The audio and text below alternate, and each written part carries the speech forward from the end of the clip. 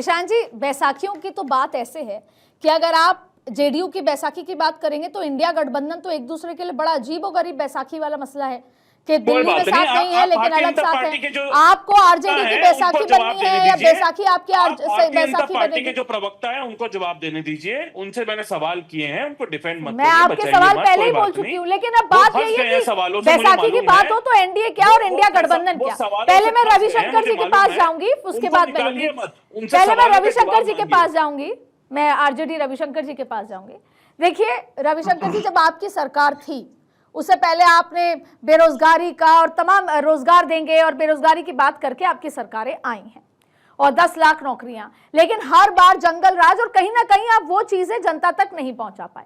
और अब नीतीश कुमार चाहे चुनाव से पहले ही महिला वोट बैंक साध रहे हैं, जो उनका पुराना वोट बैंक है। आप युवाओं की बात करते थे, युवा आयोग बना रहे हैं, युवाओं को साधने की कम से कम छवि दिखा रहे हैं। फिर पेंशन की बात हो गई, अब महिलाओं के खाते में पैसे चले जाएंगे। अब अगर बीजेपी जेडीयू मिलकर सारा वोट बैंक ले लेंगे तो आरजेडी का प्लान अभी भी वही है कि 10 लाख नौकरियां दिलवाएंगे हम। नहीं, सबसे पहले तो आप ये देखें कि जो कानून व्यवस्था की स्थिति है, ये इसका डिटेरियोरेशन कितना हुआ है पिछले कुछ सालों में, और खास करके कुछ महीनों में। हर रोज तो वहाँ गोलियां चल रही हैं। अभी खेमका जी का अपने इतना मीडिया में वो आया भी था, तो वो कहते हैं ना कि गोलियों की बौछार है, नीतीश कुमार है, तो कानून व्यवस्था की तो ये हालत है। रविशंकर जी, बात बताइए, ये जंगल राज जैसी स्थिति है या उससे बेहतर है या उससे बुरी है? हाँ ठीक। अब आपने जो कहा कि जो आए दिन घोषणाएं हो रही हैं, तो आप इसमें देखें, ये तो हमारा अनुकरण कर रहे हैं। अगर तेजस्वी जी ने माय बहन योजना का अनाउंसमेंट किया तो अब नीतीश जी ने उसमें जो मूल्य धनराशि दी जाती है उसमें बढ़ोतरी की। डोमिसाइल तेजस्वी जी ने अनाउंस किया, उन्होंने अनुकरण किया। तो एक के बाद एक जो तेजस्वी जी घोषणा करते हैं उसका वो अनुकरण करते हैं। अच्छी बात है इसमें। तो हम तो ये मानते हैं कि हम फिर एक बहुत अच्छे विपक्ष की भूमिका निभा रहे हैं। हम एजेंडा सेट कर रहे हैं, काम जनता का होना चाहिए, जनता की सेवा होनी चाहिए। तो अगर तेजस्वी जी के घोषणा को वो अनुकरण करके कुछ स्कीम, कुछ योजनाएं की घोषणा कर देते हैं तो हम बहुत अच्छे विपक्ष की भूमिका निभा रहे हैं। आपको जनता चाहेगी कि आगे भी आप विपक्ष की भूमिका में ही रहे। सरकार सब कुछ कर ही रही है, आप आवाज उठाते रहें जनता की, सरकार कर देगी तो आगे भी आप विपक्ष की भूमिका में रहेंगे। जनता ये भी तो देखेगी ना, यही होगा, जनता ये भी तो देखेगी ना कि ये जब अभी चुनाव नजदीक आया तब आप जो है तमाम तरह के स्कीम्स और तमाम तरह की घोषणाएं कर रहे हैं। पहले क्यों नहीं कर रहे थे? यही सब काम पहले से करना चाहिए था। तो जनता तो ये भी देखेगी। ठीक है, बीच में हमारे साथ किशोर कुणाल प्रवक्ता जेडीयू जुड़ गए हैं और आपकी बात करते करते उन्होंने यही कहा। आपका बहुत बहुत स्वागत है कुणाल साहब। एक बात बताइए और सुनिएगा, देखिए बताइएगा कि क्या सरकार नर्वस है सडनली 2.5 महीने पहले? क्योंकि देखिए जनता को तो चाहिए काम। अब 2.5 महीने पहले आपने पेंशन के लिए कहा, बढ़ा दी पेंशन, फिर महिलाओं को आपने डोमिसाइल कर दिया आरक्षण में, फिर आपने युवा बोर्ड बना दिया और उसके बाद अब आप महिलाओं के खाते में पैसे भी देंगे। तो जो आप ये अपना वोट बैंक सिक्योर करने की कोशिश कर रहे हैं, आपको लगता नहीं अब जनता स्मार्ट है, उसको पता है कि आप ये चुनावी घोषणाएं हैं, धरातल पे तो 2-2.5 महीने में उतर नहीं सकती, तो नर्वस है क्या सरकार?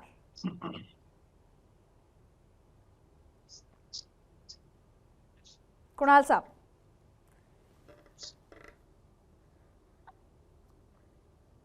संपर्क टूट गया है लगता है कुणाल साहब से। लेकिन फिर मैं एक बार फिर जाऊंगी हमारे नीरज कुमार प्रवक्ता बीजेपी। ईशान त्यागी साहब ने आप पे बहुत सारे आरोप लगाए थे और उन्होंने कहा था कि मेरा जवाब आप नीरज कुमार जी से लीजिए। तो अगर आपको याद हो कि वो कौन कौन से आरोप हैं तो हम चाहेंगे आप। उन्होंने सवाल किया था कि बिहार को स्पेशल स्टेटस क्यों नहीं देते जी। कांग्रेस के समय ही कमेटी बनी थी जिस कमेटी ने इसे रिजेक्ट किया था कि बिहार को स्पेशल स्टेटस का दर्जा नहीं मिल सकता।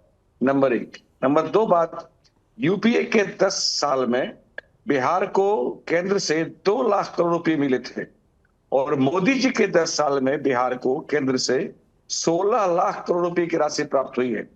आज इंफ्रास्ट्रक्चर के मामले में बिहार देश के किसी भी विकसित राज्य की श्रेणी में आकर खड़ा है।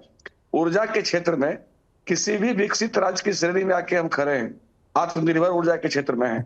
तो निश्चित रूप से बिहार में काफी बदलाव आया है, काफी काम हुआ है और स्पेशल स्टेटस से बहुत ज्यादा लाभ स्पेशल पैकेज देकर के मोदी जी ने किया है। स्पेशल पैकेज उन्होंने तो 1.25 लाख करोड़ की घोषणा की थी ना, लेकिन मैं बता रहा हूं कि 16 लाख करोड़ रुपए 10 साल में वो मोदी जी दे चुके हैं और आगे भी लगातार देने का काम कर ही रहे हैं। ये लोग सिर्फ भ्रम फैलाने, झूठ की राजनीति करते हैं, इनका सत्यता से कोई वास्ता नहीं रहता।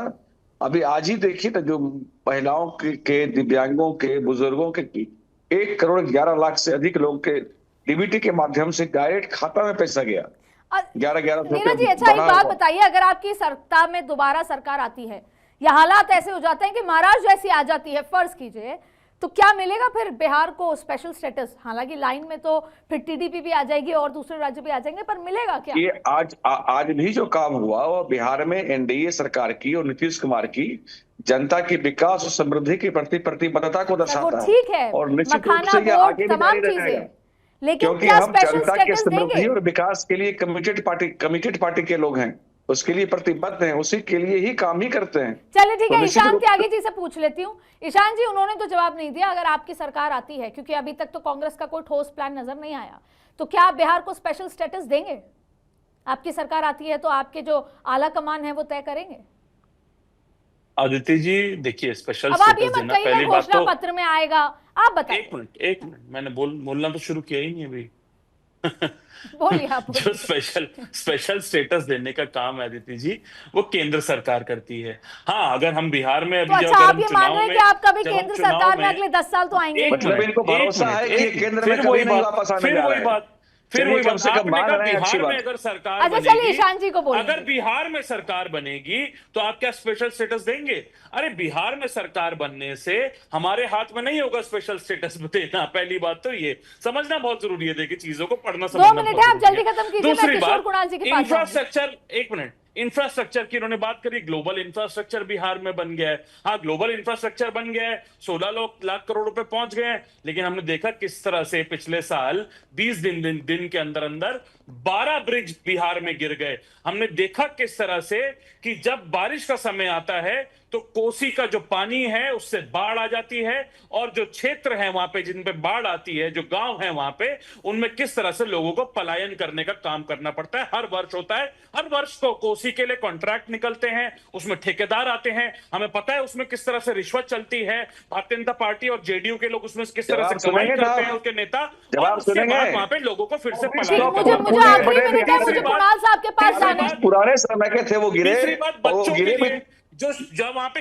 बच्चे ईशान जी मेरे पास समय कम है, जो वहां पे और उसके पैसे से उस पुल को बनवाया गया। ईशान जी, आपके सवालों का मैं जवाब दे रही हूँ। बात कर रहे हैं बाढ़ की, तो जहाँ उत्तर बिहार पूरा बाढ़ में डूब जाया करता था, पिछली बार बिहार के मात्र 56 सरकार से सवाल ले लेती हूँ। हमारे साथ प्रवक्ता जेडीयू है, उनसे जवाब ले लेते हैं इसका। कुणाल साहब ये बताइए, सिर्फ चुनावी घोषणाएं होंगी? आपने पिछली बार भी बहुत सारे वादे किए थे, हर हाथ काम, और आप देखिए लगातार कुणाल साहब, ईशान साहब आप पे आरोप लगा रहे हैं कि कोई काम नहीं हुआ, सिर्फ चुनावी घोषणाएं करेंगे सरकार। कितनी नर्वस है, जल्दी जवाब दीजिएगा।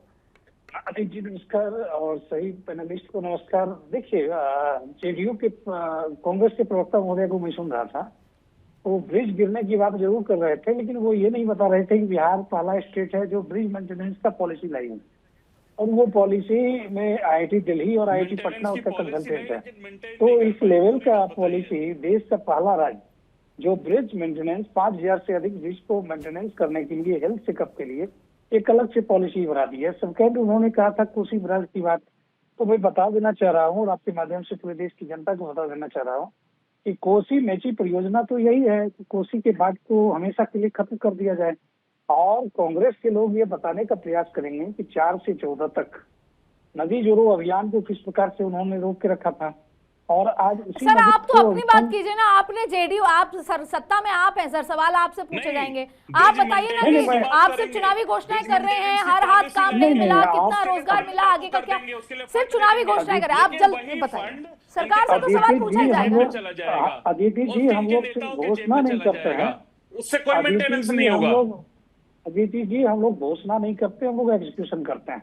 तो आपने देखा होगा कि एग्जीक्यूशन के मामले में चाहे कोई भी स्कीम हो, आज भी हम लोगों ने करीब करीब 1,11,000 लोगों को सोशल सिक्योरिटी स्कीम के तहत पैसे भेजे हैं, डीबीटी के तहत पैसे भेजे हैं। हमारे कांग्रेस के लोग जो बैठे हैं यहाँ पे और पूर्वाग्रह से, पता नहीं वो बिहार से कितना वास्ता रखते हैं, लेकिन बिहार के बारे में जिस तरह से आप बात फैला रहे हैं, कभी आप आए और देखें कि अटल पथ बना, बिहार में गंगा मैरीन ड्राइव बना, क्या आप कभी इंफ्रास्ट्रक्चर? आप सभी का बहुत बहुत शुक्रिया इस डिबेट में जुड़ने के लिए। कल फिर मुलाकात होगी, कल फिर जुड़ने की कोशिश करेंगे और एक सार्थक चर्चा करेंगे। लेकिन बिहार में क्या सिर्फ चुनावी घोषणाएं हैं, झुंझुना है, या वास्तव में धरातल पे कोई भी पॉलिटिकल पार्टी जनता के लिए काम करना चाहती है, ये आने वाले समय में पता लगेगा। लेकिन इस बार वोटर एक बार फिर स्मार्ट तरीके से जो काम करेगा उसको वोट करने की तैयारी में। आज जवाब तो देना पड़ेगा। मैं शुक्रिया, कल फिर मुलाकात करते हैं। बने रहिए भारत 24 पर।